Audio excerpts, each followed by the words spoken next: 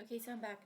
I had a little rest and I'm better, but I need to be productive. And I will tell you, I'm having a really hard time.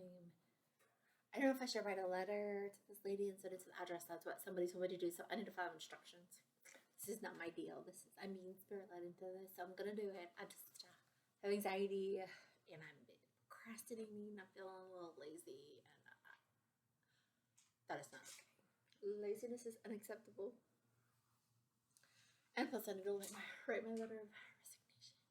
I think I'm going to. I'm gonna write it and sleep on it, and then schedule to send it at 8 a.m. Monday if I decide tomorrow.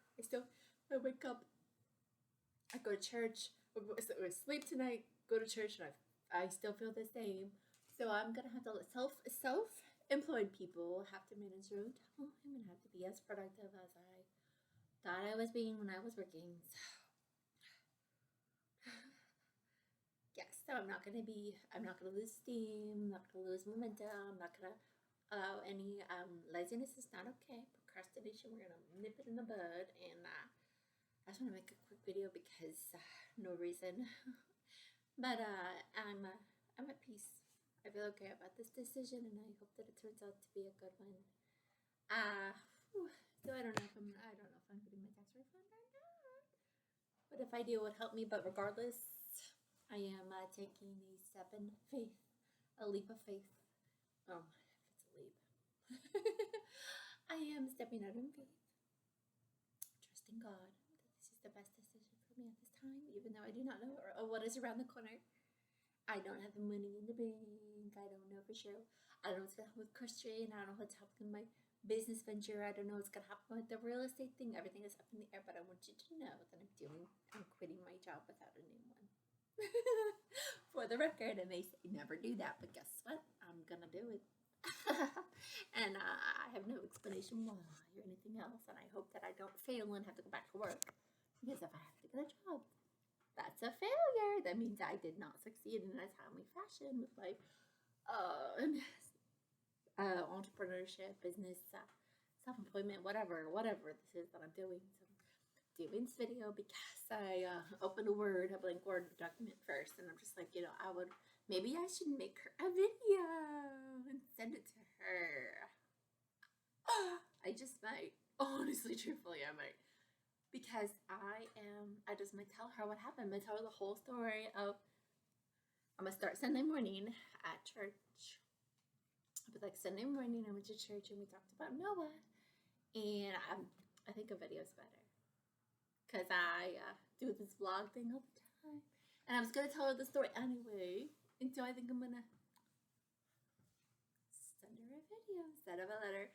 Because I don't know, it was just weird. And I have a USB that is blank. I just have to figure out I have so many technical issues. I gotta figure out how to get the video on the blank USB, and I'm gonna put it and I'm gonna send it to the address. And I wonder if I could, I don't know, it's nerve wracking because, I don't know, she's gonna get her. It's nerve wracking. I might send a letter with it. So this is what I'm gonna say, is remember, so I'm gonna say, Sunday morning, I'm gonna have the dates, because I don't know, it was last Sunday, it began last Sunday. It was I'm gonna get out. I'm gonna cry. Now I'm getting emotional because I'm thinking about. There's something about dates and okay, so here's what happened. I wonder. I wonder if I should give it to the attorney instead of sending it. That's a good idea. But I wonder if she'll help me. I don't know. She looked decent. She actually looked good as a human being, the attorney, but you can't judge a book by its cover. I looked at the law firm and I pulled up her profile. She's a me. That's a good thing, right? Okay, so that's okay. So March 14th, I went to church and we talked about Noah, and it's the story of Noah is always in children's books. You know, see, hear about it, but then it's just like when you go back and you revisit that as an adult and you think about the implications. Like today, if you saw like driving down the street and you see somebody out there building this huge boat, like, what are you doing? Crazy, right? So just talked about like the leap of faith that he took, and I remember I asked God, I was like, God, what ark do you want me to build? So that night I'm doing the Dave Ramsey Financial Peace class, and I went there and I sat there, and I usually I don't say anything, I just listen, and just a minute, and then so if you're not familiar with Dave Ramsey, they encourage people to be live debt free, with the exception of a house mortgage, and this is my 4th week of it's a 6 to 8 week class. This week 4. So, see, when I vlog, this is a first. When I vlog for the people, I'm not the same. I'm just so anyway, Dave Ramsey really encourage people to live debt free. So that was Sunday evening, and then Monday evening. Okay, so I don't get insomnia very often, but Monday evening I was lying awake worrying about money, and I was thinking about the class, and I was thinking about my student loans, and I was like, I gotta pay them off, and I was just like, I just felt like it was like the Spirit of God was just like, you need to go to that nursing home where I used to work in Kimberly City, and you need to apply for a job, and you need to live in the housing that they have there, and you need to pay off your student loans, and you work there until you pay them off, because you know that they offer a cheap rent to their employees, and you need to go there. And it was just like really, really impressive on me. And it's been a long time. I would say it's been about 10 years since the Spirit of God impressed anything on me. Like, I used to hear from Him a lot more than I do nowadays. But so then Tuesday morning, I spent all morning applying for my nursing school. Like, I'm a nurse, and I'm gonna be applying for my bachelor's anyway, my bridge program, my bachelor's. And I spent all morning, and it took like several hours. Like, started in the morning, I finished like early afternoonish, and I'm just like, my brain is fried. I'm brain dead, and I need to take a break. I'm useless. I don't know. I've got all this stuff I've got to do, but I need to. So I went upstairs, and I was like praying. I was like, well, since you're not doing anything productive, why don't you go to Princeton, Cumberland City, go to that nursing home? So I was like, Tuesday morning at CrossFit in the morning, and they told me, they're like, okay, so Branson Reebok is having a sale, and it's 50% off everything, and then because you are a CrossFit member, or you get a 15% discount, or if you are a healthcare worker, you get 20% discount. So like, oh, I get 20% plus 50%. I'm like, that's a good discount. So I was talking to my instructor. She said they had kids clothes, so I got my son in the car that afternoon. It's like, we drove to Branson. It's like, I'm gonna go to apply for this job, and then I'm gonna go to the outlet mall and check out Reebok. Okay, so we drove to Branson. It's like a 50-minute drive to that nursing home in Kimberly City, and we got there.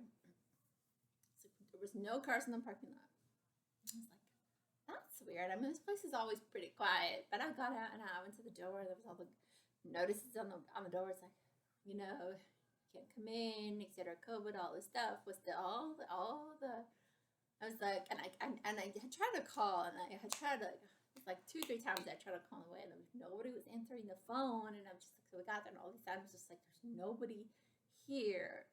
And I'm just like, okay, yeah, granted, yeah, we can't go in because of COVID, but there's nobody here. And I'm just like, oh my gosh, this place closed it down. So I got back in my car, and I was driving down. We started to leave, and we were driving down the driveway, and something was coming up, and I flagged him down. I was like, did this place close down? He was like, yeah, they closed down in December. And I was like, oh my goodness. I was like, okay, so do you know who owns it? Do you know, like, your contact information? So he gave me administrator Jason, I have to look up his last name, Jason's number, and then I got he used to work there. That's what he's like. I guess he goes up there and reminisces about the property or the place, because apparently he used to live in the housing up there too. And so he was I was like, yeah, I used to work here, because I was a CNA before I became a nurse, and I used to come out here, like, the agency in Springfield used to send us out here to work. And I remember talking to the girls that work, other CNAs, and they're like, yeah, we provide housing to our employees. That's how I knew about it. And I was just like, okay. So anyway, I got his number, and I got the administrator's number, and whatever else he could tell me, and I put it in my phone, and then I left. And then I was just like, that place closed. And it's like the whole way home, I was like, okay. I was like, I know that God told me to go to this property, okay? So I had something I forgot to mention. I I have a hard time GPSing that property because I remember when I used to work there, I had a hard time finding it too. And once again, I missed the turn several times trying to find it. And in the meantime, I was not paying attention to my speed. Apparently, it's 30 miles per hour. Apparently, I was going 44, and I had gotten pulled over on my way to find it. And I just remember, it's just like I got a speeding ticket. It's been a while since I got a speeding ticket. And I was just like, I know for sure that I did not just come all the way out here to get a speeding ticket because I remember when the cop pulled me over, I went to grab my purse and it was not there. And it's like, okay, so we will not be shopping because I forgot my purse. And so he comes up, it's like, okay, I just realized when you pulled up, I forgot my purse. So yes, I got a speeding ticket and I was driving an expired tax. It's 2 tickets. But anyway, on my way home, I'm just like, I know for a fact, I know that God told me to go there. I know. So just, I was driving back, and the whole time I'm thinking, I was like, okay, that property. And my mind is like, I started thinking about the stuff. Okay, so it's like, what are you telling me? Like, do you want something for this property? Yeah, I got it. So like, I was thinking all this stuff, and it's like, okay, so. It's like I remember I was thinking about like the building, and it's like, okay, so it's got rooms, and a conjoining bathroom. It's like what? And I've worked in like for example, I've worked with kids in behavioral settings and like behavioral inpatient like residential type settings, and that's my heart anyway. And so of course I'm just like, wow, I would be like a good residential like behavioral hospital for kids because it's kind of like off the beaten path, but they don't need to go anywhere because everything is like in school, everything is there, that so they don't need to like leave the facility. So it doesn't matter that there's nothing nearby because they come there to get well anyway. And I'm just like, okay, that's good, but it's like, you know what? It's like, it's like, what happened? It's like I could do like an orphanage and bring kids like from overseas and like. And I was like, I got home and I was just like looking up, I was like, what happened to orphanages? Are they still a thing? And it's just like overseas, they still have them, but in America, we stopped having them because they decided to put like orphans in. They're better off in like a home setting, like for example, and then which brought about the modern foster care system. But it's just like at that time, it's just like I feel like the orphanage would be a better idea, but instead of like an orphanage, I think that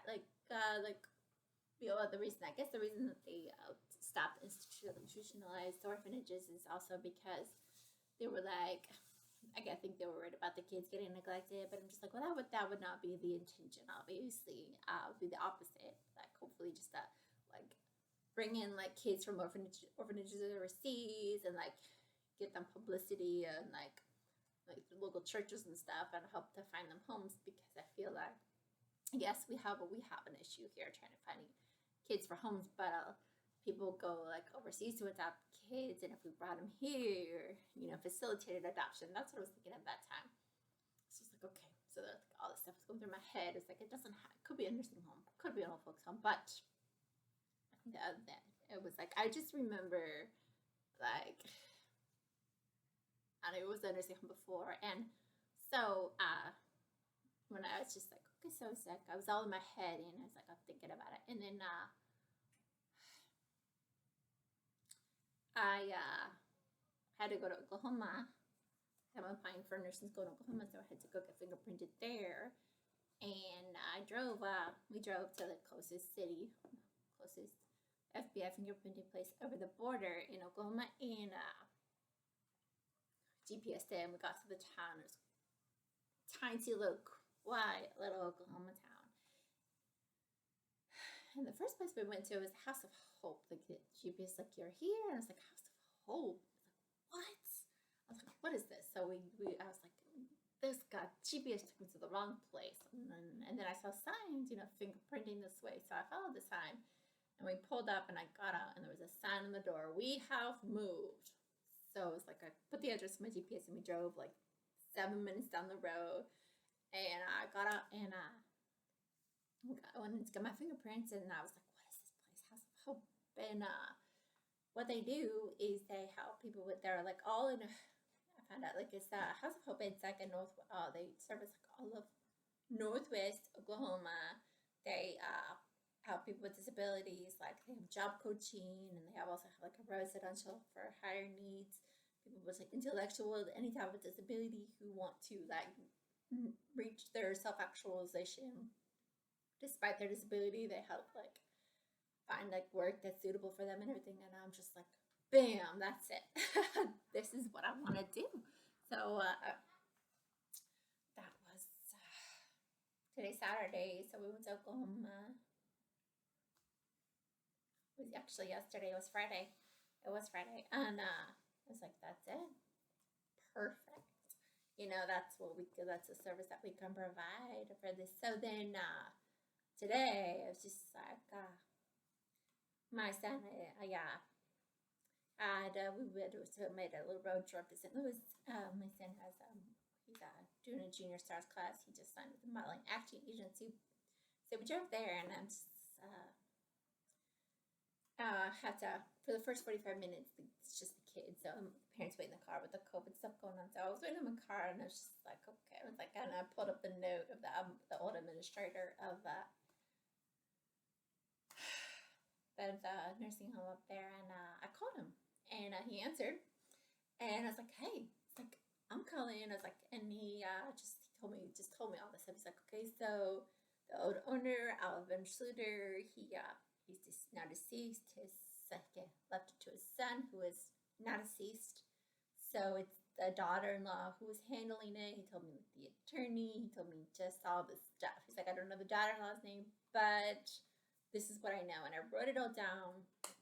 So I looked up the attorney, and I looked up,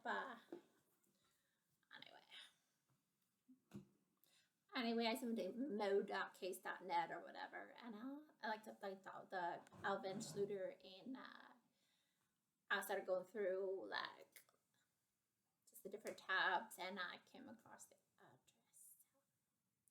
Just like, it's just an address, no name, and I'm just like, I can go talk to the attorney, but I know there's like attorney-client privilege. So I don't know how much she's gonna tell me, but so here's an address, but it's in Florida. So that brings me to Sunday evening, and here I am. That's my story, and I just wanted to started doing some research. I'm gonna start a business plan, working with the SBA.gov, SBA, the local SBA chapter here. Start on a business plan, but I just felt like God wanted me. I was like, well, I'll write you a letter, but then I pulled up a blank Word document, and I'm just like, I'm so much better at talking. I mean, I'm a writer all the way. I love writing. That's what I do. But I want to make a video, and I'm just like, so I started this video. I'm just like, you know what? I'm gonna put this little video on a USB, and I'm gonna get it to you somehow. So hope to hear from you soon.